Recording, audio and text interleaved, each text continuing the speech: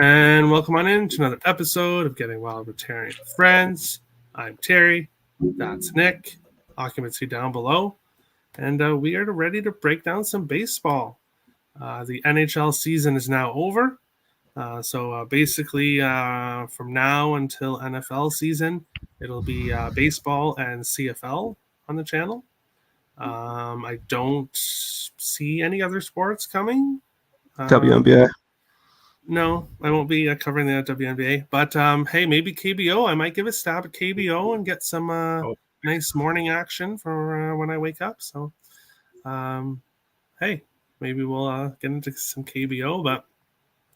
But we have baseball, and there's 5 games that I chose for today. The other 4 we'll go over in last pitch. And we'll start with the first one. Boston Red Sox plus 165 are in Toronto minus 185. A total of 9.5 in this one. Toronto should not be minus 185 in this game. And that's coming from a Toronto Blue Jays fan. Obviously, behind me, that's Rogers Center. Look, you can look at the background and the screen. And that's Blue Jays colors. Diehard Blue Jays fan, but they should not be minus 185 against this Red Sox team. Now, pitching-wise, they do have an advantage with Gausman. Obviously, Seabold's only pitched 1 game, so there's not really any stats on him.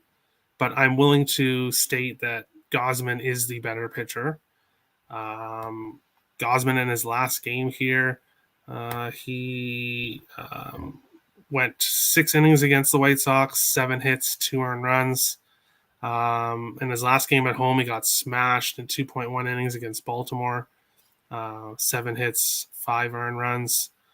Against Detroit, a very good game. 1 earned run, but 6 hits in 6 innings, so I guess not a really good game against Detroit. So he hasn't really been pitching the best as of late, but he does have it in him to turn it around. But I'm not quite sure he turns it around in this game. I'm on the over 9.5, which I got at plus 100. The Jays have been scoring a bunch of runs as of late in every game. They've been scoring. The other team has been scoring. The total's been soaring over. So I'll take the over here. But even though I do think minus 185, the Jays shouldn't be that price, I do think they win this game. I think it's going to be something like 7-6. And it'll be a back and forth high scoring game. But I do think Toronto does end up getting the win here, and breaking Boston's winning streak. But I think minus 185 is a bit crazy. We will have to see if there are any Boston players that are out due to the whole COVID vaccine thing. So we'll have to see if any players are out. But I think the over is the best play in this game. Nick, Red Sox and Blue Jays, what do you think in this one? Yeah, I do believe when you're touching on that COVID issue with them, I do believe they've played in Toronto before, and I think the list of players they had were like very insignificant pitchers. There are like a couple of bullpen arms that mean absolutely nothing, and like utility players. So I don't think that this was. I don't think that's anything to worry about there. Second, the Blue Jays, you can't be laying this number with Gausman this year. When we look at what Gausman's done this year, he's covered the run line twice all year. Last start, he was a straight up loss as a minus 122. Start before that, straight up loss as a minus 251. The time before that, minus 255, straight up loss. Minus 246, straight up loss. Minus 207, didn't cover the run line.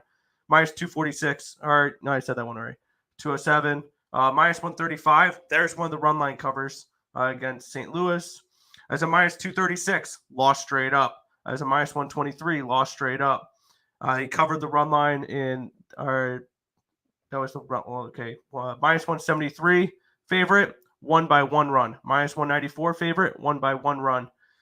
Plain simple, the Blue Jays are unbackable at this price. I do like the over in this game. We don't have too much on Seabold, but I do think the Jays can get a few runs off of him. And I'm not backing Gausman here. I'm not trusting Gausman. I'm on the Red Sox team total over 3.5 as well as the Red Sox money line. I think that this is a straight value play. We had the Red Sox coming into this game winning 7 straight, sweeping a Guardians team that before that was playing like an absolute wagon. And I'm going to take the plus money value here, even though it's Seabold on the mound. Taking a shot at the Red Sox here. It's just a straight faded Gosman here in this spot. So I'm on the Red Sox money line, the team total over, and the full game over. All right. I'll make one statement quick here before we get to occupancy. Gosman is still an elite pitcher. And yes, he's been bad lately, but he is still an elite pitcher, and he will definitely turn it around. I think he's a one-year wonder. I think he was really good last year, secured the bag, and now he's mediocre. He's an elite pitcher, and he will eventually show it. We will see when. Like occupancy, Red Sox and Blue Jays. What do you think of this one? No, I appreciate both of you guys telling the opinion, the analysis on this one. It's an interesting matchup, and the way I'm looking at it is Boston. They play young pitchers really well. I remember this game in Seattle. They basically just iced Kirby, and I think that they're going to get that done to them tonight. And with their young guy on the mound, I see the Blue Jays absolutely lighting him up. I think he's going to go out there and give a solid effort. And I don't want to take away from the Boston team because they're hot and they're winning games and just pulling up their record. I mean, it's just win, win, win, win, win, right? It's nonstop. Smash Detroit, smash Cleveland, split one, St. Louis got 2 out of 3. They beat Oakland. So they're beating teams. Like they're a good team. So I'm not taking that away. But baseball is a game of position pieces and position players. And when I see a big number for Toronto, to me, it actually means that they have a really good likelihood. And their implied probability is going well for them there.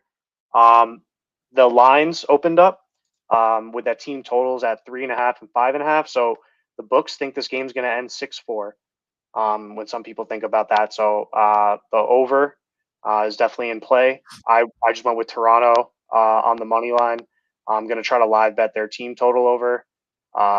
That's the side and how I'm going to play this game. All right. Yeah, 5 and 6 in the year with a 3.19 ERA. I think that's better than average. I think that's pretty. That's better not than bad. average. That's not a bad June. Totally different things. He had a bad month. Yeah, players have a bad month, but I think I just think under last year our was a little ERA is pretty good. I think last year was a little fluky with most of the Giants players on that roster, including Gosman.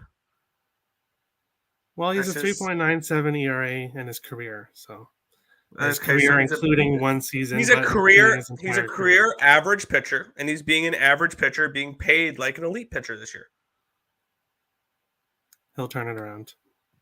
The Blue Jays, I hope so. The Twins, minus 125, are headed to Cleveland, plus 105. A total of 8 in this one here. Sonny Gray, what can be said about him this year except he's been money? He's been completely consistent for the Twins. If this Twins team makes the playoffs, which they're currently leading their division, if they make the playoffs this year, it'll be a huge reason. Sonny Gray will be a huge reason why. He's pitched really well this year. Only 3-1 record-wise, but he's a 2.53 ERA in 9 games played. He's very consistent. His last game against Cleveland, he did give up 8 hits and 3 earned runs. That was a bad game for him, which is pretty good bad game for a pitcher to have. But against this Cleveland team, McKenzie on the other side can be really frustrating. He can be really, really good, but in his last game against Minnesota, he went 4.1 innings, 9 hits, 6 earned runs, 1 walk, 5 strikeouts. He can also be really bad. And I like the Twins in this spot, first 5 on the money line, which I got for minus 128. I'll back Sonny Gray and the Twins in the first 5 and then see what happens after this. But the Twins bullpen can't really be trusted too much. So Twins first 5 money line -128 is where I went in this one. Nick, Twins and Guardians. What do you think here? Yeah, I'm on that exact play. I'm on the Twins first 5 money line as well. Sonny Gray, just a nice little pitching advantage here with him over Tristan McKenzie. McKenzie, he gives up a lot of hard contact. He's one of those guys that he can be good, but he can also get lit up at times. Like he's one of those where you're either going to get one or the other. I'm hoping it's the part where he gives up at least a few runs, and the Twins are only going to worry about them in the first 5 innings. I do think Cleveland has the better bullpen, and with that point that the Twins might make the playoffs, I think the only reason they'll make the playoffs is because this division sucks. Like if the Cleveland Guardians are your toughest competition right now, because the Chicago White Sox have been not arguably, they are the biggest disappointment this season in baseball. I think that truly the the White Sox were supposed to be an elite team, and they've been a massive disappointment. Maybe Seattle comes close, but not really. That's what I was going to say, but White Sox was always supposed to be a better team. So yeah, I didn't have division hopes for the Mariners. Like I had kind of World Series expectations here for the White Sox. But yeah, back on this game, I'm going to side with the pitcher that's been hot right now, and that's Sonny Gray. In the first 5 innings here, and the Twins have been pretty decent offensively as well. Yeah, I also have numbers here against Tristan McKenzie.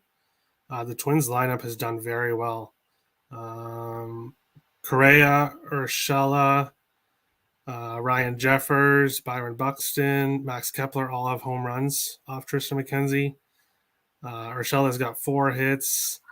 Jeffers 3 hits. Gordon and Correa both have 2 hits. 2 hits for Kepler. And don't exactly know how many games that's played, but they have been hitting McKenzie, and hopefully they'll hit him tonight. Akamitsu, what do you think here, Twins and Guardians? Yeah, this series is gonna be good baseball for people who like close games. Hopefully, the last time these two teams played against each other, 1 run separated all the results. Cleveland taking 2 out of 3. Cleveland coming off being swept against Boston. Do I have this right, guys? Do we have a 5-game series because of a rainout? Doubleheader, I believe so. Yeah.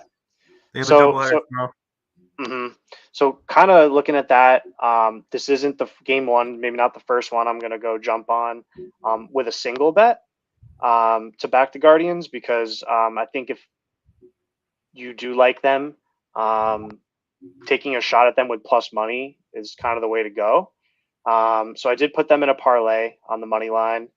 But again, books are showing, a 5-4 game with their team totals 3.5, 4.5. So it's really not something I'm going to go rush to the window with a full unit bet on this one. I have Jose Ramirez to get a hit. He's right around -200. I obviously didn't bet that as a single, but I paired that up with someone else on the card. I forgot to mention Tapia, the -200 hit from the Blue Jays game. Just passed me. Forgot about that one. But yeah, player props are an interesting market. I like to spend some time on each of them, but I think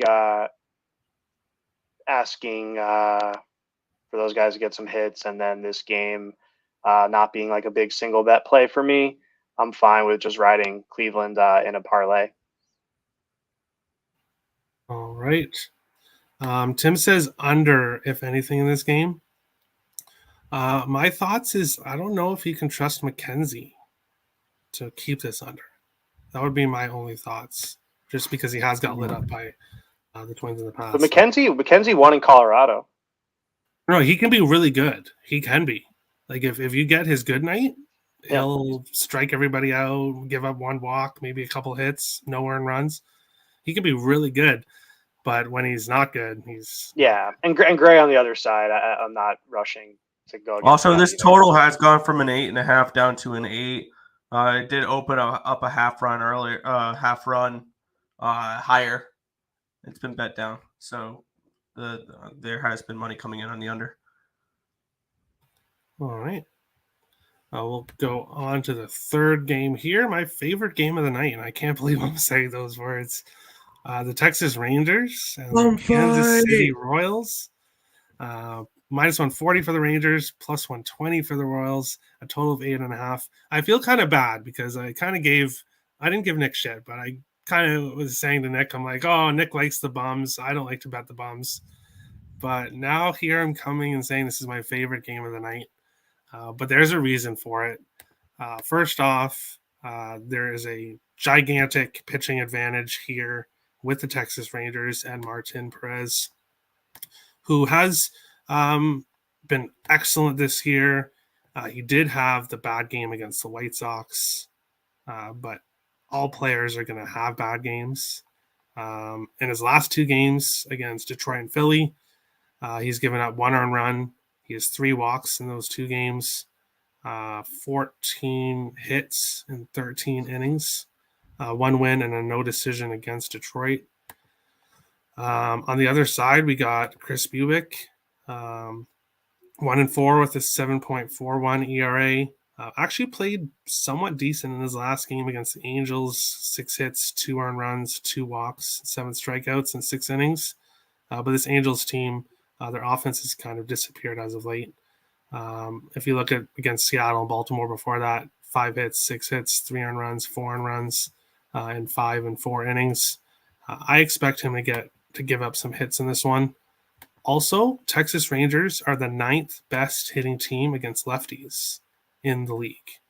So not only do we have a huge pitching advantage on one side, we also have the fact that there's a huge hitting advantage on that side with the Rangers as well. They've kind of been playing all right.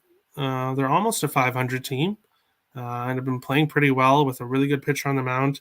So I took Texas first 5 minus a half at plus 100. And I also took Texas team total over 4.5 at minus 107. I look for them to get at least 5 runs, and I look for them to be leading in the first 5. I wouldn't talk anybody off taking them full game run line as well, because I don't really expect them to blow this game. But I feel much safer taking the first 5. But I also like the team total. Nick, what do you like here? Rangers and Royals. It's nice to see you. You really like a bum fight game. That's awesome. Yeah, I love bum fight games too. Here, we have a best bet on this game on the side. I do like the total. I would lean towards an under for the total, but I will stay off the side. But yeah, I'm gonna lean towards an under in this one. Yes, and if you're wondering what does Nick mean, Nick is at Picks and Parlays. You can find him at earlsportsbets.com. And then obviously he sells plays, so that's one of his plays. So if you want to find it, earlsportsbets.com. Yeah, plus Tim would get mad at me if I said the play. Oh, of course. Occupancy, what do you think here? Rangers and Royals. Yeah, Terry, I'm seeing the schedule here, and Texas starting a road trip tonight. They're in Kansas City. They move to play against the Mets, and then Baltimore. So they got a long road trip ahead. I think everyone looks at the standings this time of year, and we're talking about that separation before, and they're still 10.5 out behind Houston, but they're still in second in the AL West there. And they're a team that I've been kind of keeping my eye on. I cashed a couple tickets with them during the run before the Detroit series. And Martin Perez is someone, when I see the Texas money line and he's next to it, I usually bet Texas when he's on the mound. I know he was having some rough starts, but he did better as of late. And I think it's a pretty good price too if you're looking for a straight on the money line. This would be the type of game I would look at like a -1, run calculator, and then be trying to live bet the team total over if you don't get a couple of runs in the beginning. For the reasons mentioned, I think Bubic is a good bet against pitcher as well. Wins are going to be hard to come by. This now that we're getting into this part of the season, and I think they look at that schedule, and Baltimore has been playing much better as well. So I think they see it as like, okay, guys, we got one series, we got to get at least 2 out of 3, right? And then they go and play New York and then Baltimore. It's good, and every win matters to this team. This is not a team that can put out their closers and blow a game, and it's not a huge deal. Like, this is the type of team that needs all the wins. So let's cash. Let's all ride with Texas Rangers money line. Perfect. Ryan, thanks for the question. First time I'm seeing your name, so thanks. Welcome. Thanks for watching. Do you all ever take the double result in baseball games? I find some really nice lines and I have some really good results this year betting this. Is that like First 5 full game? Yeah, probably. There's like double remember- chance and first 5 I full remember- games. Yeah. I remember seeing double chances for hockey where you can take, and that was something you can look at if you like an underdog in a game. You can say like the underdog money line / the regulation draw, like where you would only need the favorite not to win in reg to cash that ticket, like something along those lines. I don't double know result. I think that's what it means. Is first double result would be taking a team first 5, and that's just something to look at if you see a major discrepancy in starting pitching and bullpen. Let's see if we can find a game for like hypothetically speaking, if we thought Chad Kuhl had the pitching advantage over Tyler Anderson, which he doesn't, but the bullpen for the Dodgers is much better than the Rockies, you can say, okay, I think Chad Kuhl goes out, pitches well in the first 5, Rockies first 5 result, Dodgers full game result. Or you can just do it where I like the Dodgers both first 5 and full game. Take the Dodgers first 5 and full game. You can get and then both, they have to hit both, I believe. Bovada has them in their specials at the bottom. Yes. I bet a few, and there's actually a pretty good price on a couple. But they're usually pretty good plus money, because it's kind of like -1/2. Yeah, I've never actually thought about doing that before, so that's a great question. But I've done that a couple times when I would like throw like $2 on it, joking around. Like in the beginning of the season, I remember with the Blue Jays, whenever I took them first 5, they would win the full game but lose the first 5. So I joked around one time. I bet the Blue Jays first 5, but I took the other team in a double chance, taking them first 5 and Blue Jays full game, and I think it hit. Wow. All right, we'll move on along to the fourth game that I chose here. The White Sox plus 120 are in LA facing the Angels -140. Total of 8.5 in this one. Lucas Giolito, what has happened to him? He is taking quite a few steps backwards this year. Okay, yes, his last 2 games were against Toronto and Houston. He lost both, went 5 innings in both, gave up 11 hits and 7 earned runs against Toronto, 7 hits and 8 earned runs against Houston. So obviously those are 2 good teams. But if you look at his game before that against Texas, 5 innings, 6 hits, 4 earned runs, 3 walks in that game. So obviously he seems to be giving up hits, giving up earned runs, and giving up walks in his recent games. The Angels here on the other side, Syndergaard, who has huge home road splits, but his numbers at home have also been kind of taking a dip here. His last game, he gave up 8 hits and 5 earned runs in 7.1 innings against Kansas City.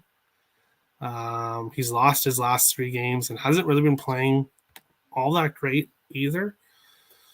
So what I did for this game, I took the Angels team total over 4.5 at +103. I want to back the Angels somehow in this game, and that's the way I went to do it because Giolito's been just giving up runs. So I look for him to get hit today. Player props, I'll probably end up looking at this. Obviously, it's the Angels, so you probably know it's probably a good spot for Trout, maybe Ohtani. But I like the Angels to score runs in this game against the White Sox and against Giolito. Nick, White Sox and Angels, what do you think of this one? Yeah. Sorry. Sorry. Yeah, Giolito's been terrible. He's one of those pitchers where I have him on a list with Dallas Keuchel and Yusei Kikuchi of players where I'm starting to see his name just fading him. This is a spot here where I'm on the Angels team total. I got it over 4.5 at +115. I'm on the full game over 8.5 at -105 because Noah Syndergaard's not someone we particularly trust either. I think that we see runs on both sides in this game. 4-4 is not a difficult score to ask for. So I like the over 8.5, and I like the Angels to give me at least 5 of those runs. So Angels, just complete fade of Lucas Giolito. I'm going to have a list of pitchers that when they're pitching, just take the opposing team total over and the full game over, and you'll probably make a good chunk of coins here this year. And Giolito has become one of those pitchers. And he was so good before, so it's weird how things change. He was a Cy Young. Heading into the year, he could have been one of those guys you consider for a Cy Young. Heading into the year, exactly. Before we get to occupancy here, Vladdy is overrated. Says thoughts on the Blue Jays finishing 4th in the AL East. So this comment here, what can I say about it? Not really much opinion right now. First of all, Vladdy is not overrated whatsoever. And second of all, the Blue Jays are currently 4th in the AL East, but they have not finished in the 4th in the AL East. So we'll talk to you at the end of the season, and we'll go over this comment because I think it won't exist at that time. I think that this could be legit if Toronto doesn't get pitching. Like, if their pitching continues to play the way it has so far this season, where Barrios has been terrible, Gossman's not been great, Kikuchi's been Kikuchi, and your number 2 pitcher right now is Ross Stripling, I think that could be legit, especially when you are competing with the Red Sox, the Rays, and the Yankees, because that's a very difficult division as well. Not saying the Blue Jays are bad. The Blue Jays, hypothetically finish 8 to 10 games above 500 and still finish 4th in that division. I think they will go after pitching, but this is not the Blue Jays show. It's not. We will discuss. We will have on that comment as well. I just wanted to comment. We will have before the trade deadline. We will have some kind of baseball trade deadline show. Yep. On ESPN, I think on ESPN, Tim and I are going to do a live stream for that. Awesome, like we did last year. Occupancy, White Sox and Angels. What do you think here? Oh, here, that's an interesting matchup. My season started with looking at Syndergaard, Kershaw, and Bumgarner, and blindly betting on them every game. I started the season thinking that that's how this would go. Quickly, I realized I was on the wrong side of that. Quickly. I'm not switching sides anymore. So now I'm just going to just flip the script on it and bet against them every game. Not because they're not good pitchers anymore, but because they let down their fans when it really matters. So I'm on the White Sox plus money. I'm on the full game over as well. The White Sox team had a pretty rough outing last series after a pretty successful series. And the White Sox have championship dreams. The Angels don't. So I think it's a White Sox spot. I know they're traveling, but they just got blasted by Baltimore, dude. And that's not taking away anything from Baltimore because they're good, but I don't think they're super happy. So I'm gonna bet the White Sox every game in the series. I think LA is a sinking ship, and I'm gonna be betting against them as much as I can. All right. We'll jump into the next one here. The Orioles plus 135 are in Seattle, minus 155, a total of 7.5 in this one. I'm taking Baltimore first 5 plus a half, which I got at minus 110. Basically, in this game, I see it being a close game, and I actually think it's going to be tied after 5 innings. So Baltimore first 5 plus a half, a minus 110. Maybe it's not tied. Maybe Baltimore's leading. That's fine too. But I just think there's a lot of value there. I don't really think Seattle should be.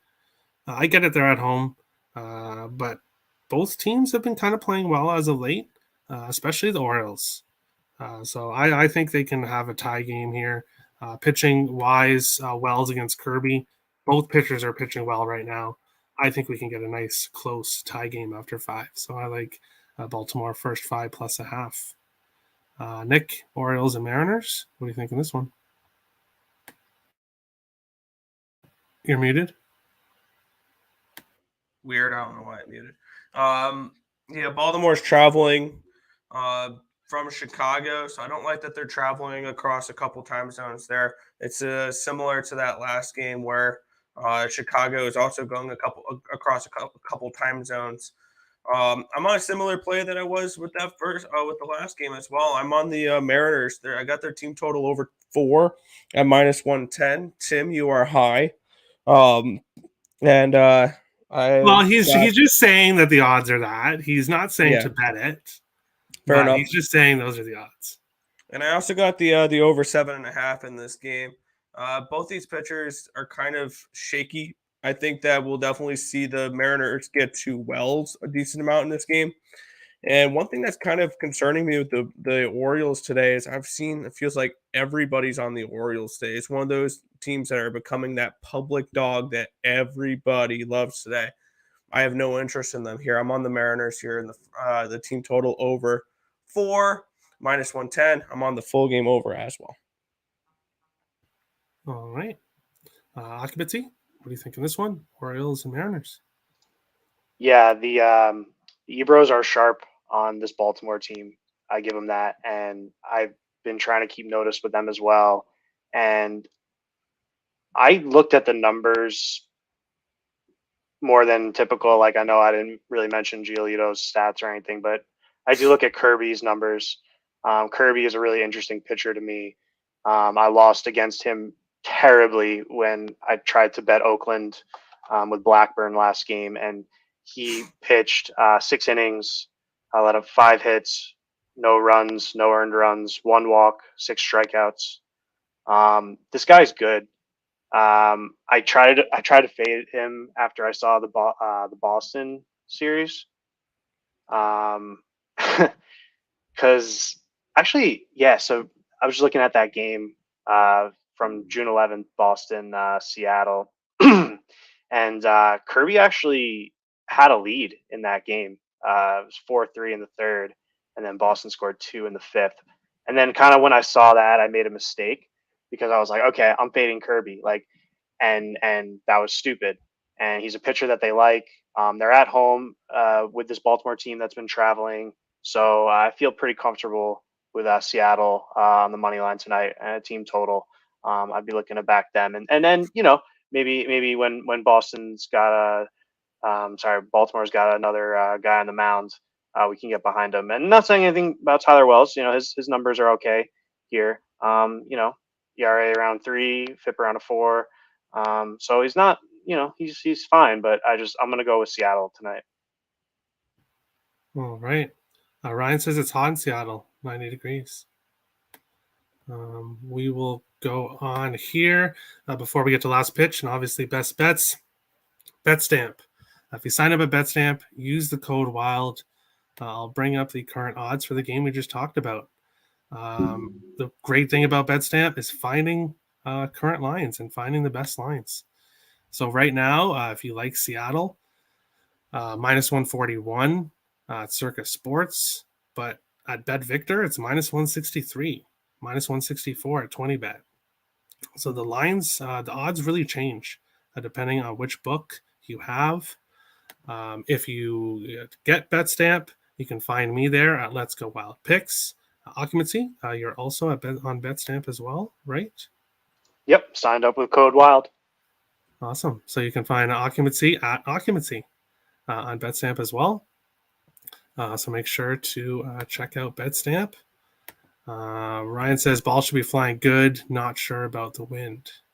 I think it's not the wind you have to worry about Seattle. It's whether or not the roof is open. Because that's a dome stadium in Seattle there. But that information is probably not out, right? I'm trying to see if I can find it. But I don't see any note. I don't see anything about it. Actually, there's a Twitter page that's called Safeco Roof. Let's see. The last time they posted was in 2017, though. So I do not see any status on whether or not the roof is open. All right. We'll go on to last pitch and the rest of the games. I've actually went over all of my picks today. So all the 5 games that I picked in, I went over. But Pittsburgh, Washington, those are 2 bums that I'm not touching. So that's a bum fight I will not be touching. Oakland and the Yankees. I do like the Yankees in this game. I don't like that they hit a 3-run homer walk-off in their last game. And now they are at home against one of the worst teams in baseball. So it could be that huge letdown spot. But I think the Yankees will win. So I'm probably going to be adding something with the Yankees after the show, some kind of parlay. If you want to find out what that is, check me out on BetStamp at Let's Go Wild Picks. As soon as I put my bets in, I put them on BetStamp at the same time. So you'll be able to find them there. But as of right now, nothing in this game. Miami and St. Louis, Pablo Lopez and Wainwright. Lopez has been getting hit as of late, but Wainwright has been really getting hit as of late. So my lean would be to the over in that game, but I haven't got to anything. Dodgers, Rockies. I've heard a lot of different opinions on this game. Chad Kuhl, me and Bryant have been backing him most of the year, but he's lost his last 3 starts, and he's not covered the first 5. So now he's facing the Dodgers. Yes, they are off a Sunday night game, but on paper, they're the best team in baseball, on paper, lineup-wise. And I think Chad Kuhl is going to get hit around a little bit. Rockies are really good against lefties, though, and Tyler Anderson is a lefty. So I could definitely see the Rockies getting some runs as well. So I'm kind of off this game just because I'm kind of torn on it. And then that is it.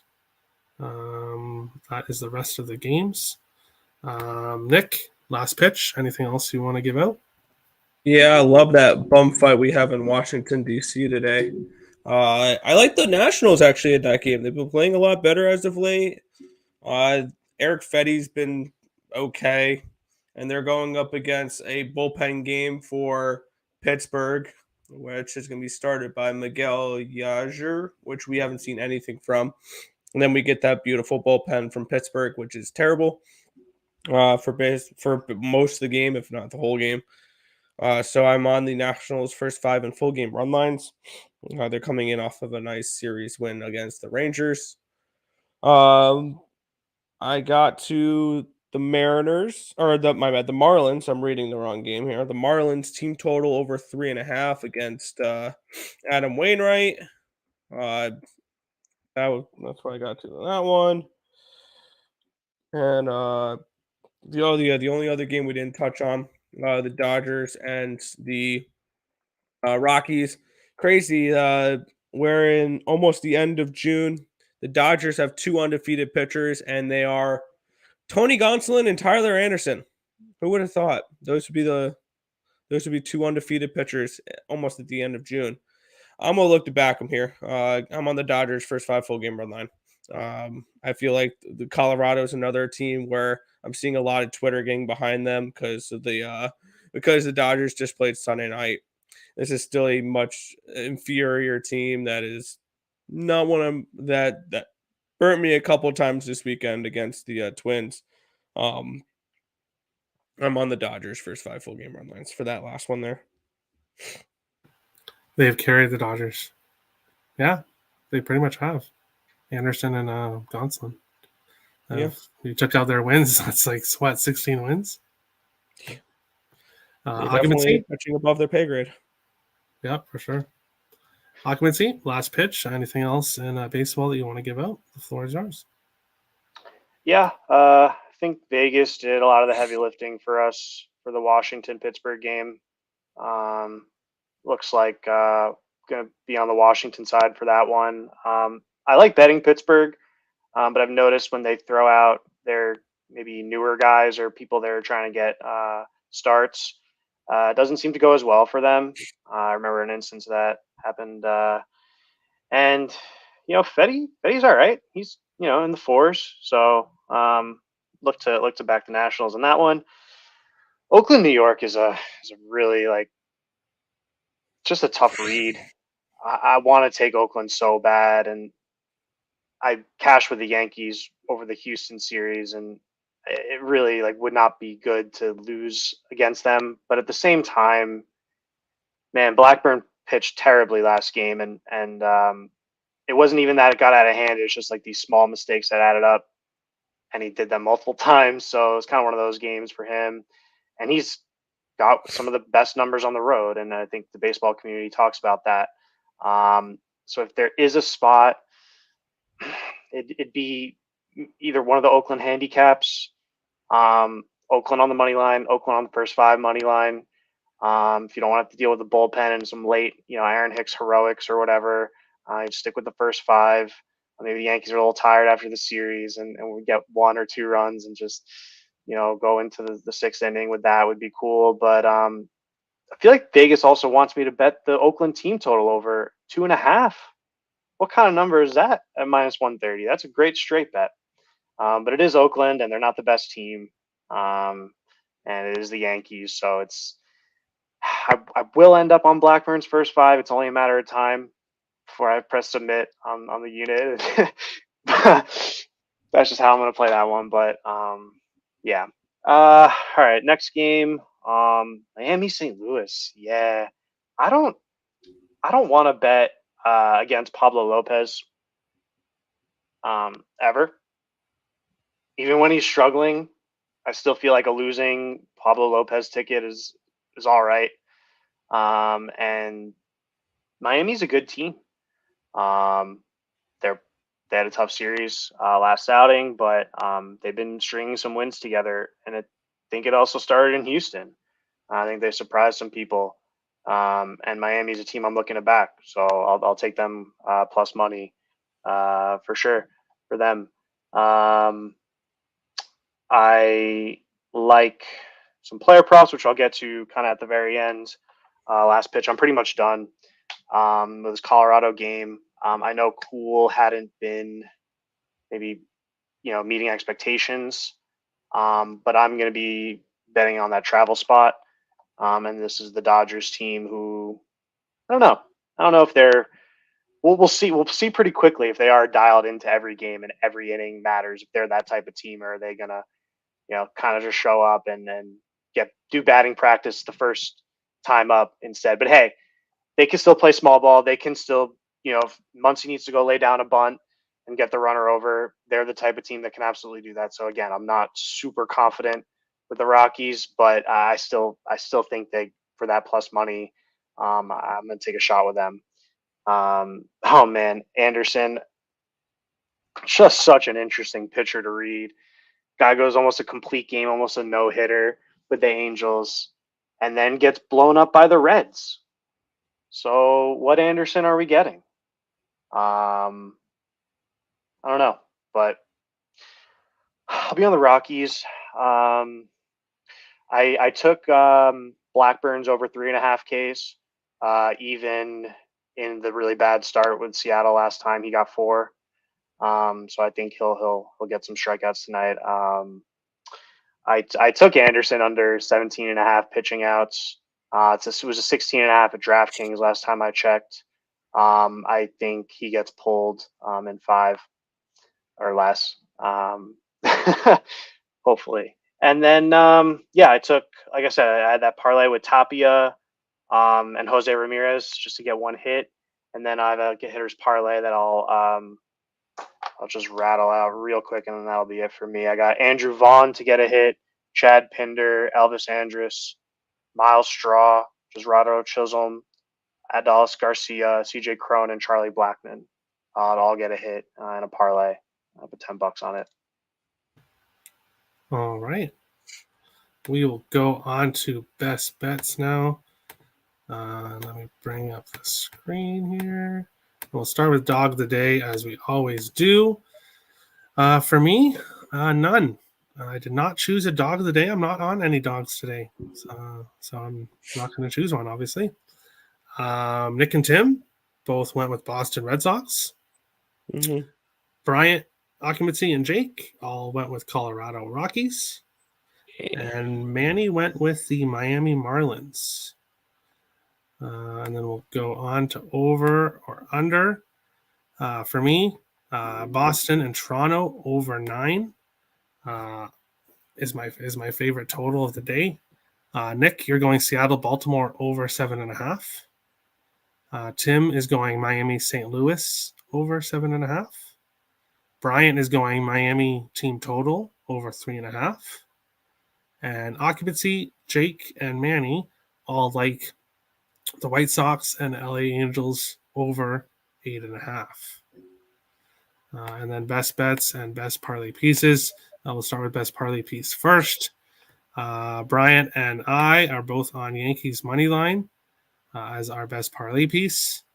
Nick, you are on the Dodgers money line. Tim is on Oakland plus 3.5. And Occupancy and Manny are both on Toronto money line. And Jake is taking Toronto first 5 money line. That's his parlay piece. Best bet for me. The bet that I have the most money on tonight, Texas Rangers first 5 -0.5 at plus 100. Nick, you are going LA Angels team total over 4.5. Tim is taking a 2-team big dog parlay. Oh boy, Oakland and Colorado both on the money line for plus. That's a nice little loser. 845. Hey, if he gets one of those, he should be happy. Getting 2 is going to be tough, but if he's able to do it, then good job, Tim. Bryant is taking Toronto money line parlayed with Gosman over 5.5 strikeouts. So Bryant, who was unable to be on the show today, obviously does like Gosman a little bit here.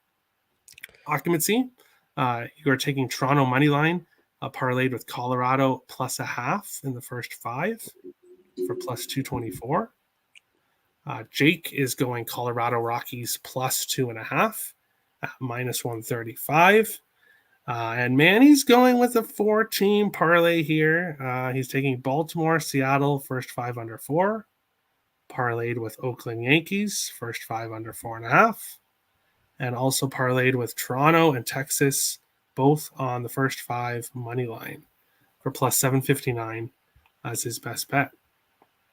And that is the show. Best luck to everybody tonight. If you're new to the channel, hit the subscribe button. If you like the content, smash the like button. We appreciate all the support. And we'll see you again tomorrow, 4 p.m. Eastern, for another episode of Getting Wild with Terry and Friends. Best luck tonight, guys. And we'll see you tomorrow. Have a good one.